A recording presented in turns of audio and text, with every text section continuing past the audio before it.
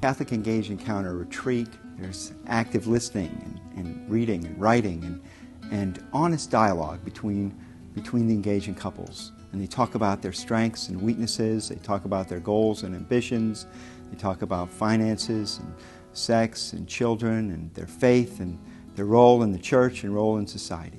It's only for couples, engaged couples, preparing for marriage. So the focus is on helping couples help themselves prepare for marriage. You encounter different challenges throughout your life, and it's the tools that you learn throughout the weekend that help you navigate those challenges and joys and life in a successful way together as a unified couple.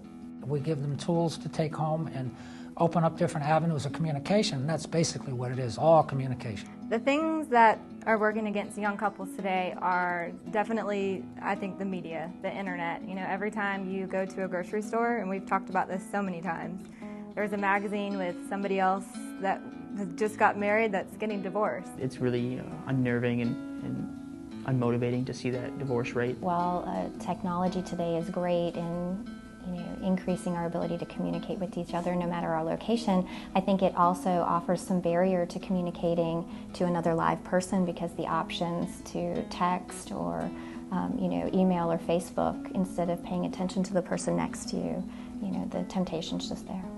It's a challenge to block out that noise and focus on relationships. You're texting on that phone, you're implicitly telling the person next to you that the person on the other end of the technology is more important. The TV, the telephone, the texting, your jobs, the wedding preparations that are coming up.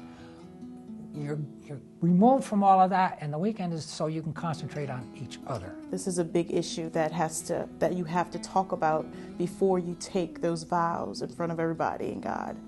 I think that's the biggest challenge out there, taking time to take a step back, take a deep breath, and really focus.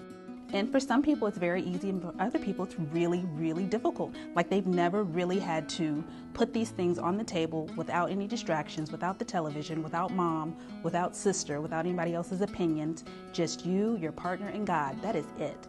I think it's worth devoting the time to it because it gives each couple the opportunity first to begin learning from other married couples that are just a little bit further down the path. Jeff's willingness to put aside everything for more than 48 hours and just concentrate on our relationship was different than what we saw around us.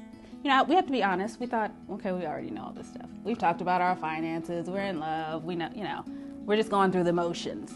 We had no idea what we would get out of it until after the fact. It was like, wow, that completely makes sense. Well, I think the couples that are prepared to spend a weekend preparing already have a real idea and understanding that marriage is something very important. And they want their marriage to be successful. They want the marriage to be of God. I went into the weekend thinking that this was about just for Catholics, but that was obviously not the case. The leaders, the couples who actually did our particular retreat were an interfaith couple. One was Methodist, one was Catholic, just like Toby and I. I don't necessarily think that that was a coincidence. I think that we were here for a special reason. What I would say to a couple who's contemplating a weekend like this is do it. Do it. Do it. Do it. Do it. Yeah, don't wait. Don't wait, absolutely do it. It really gives you a foundation to build on for the rest of your life. To have a successful, lasting marriage, you put the other person before yourself, but you also look towards the future. Love is a blessing. Love is a blessing. Love is a blessing. Love is a challenge. Love is a challenge. Love is a challenge. Love is a decision. Love is a decision. Love is a decision.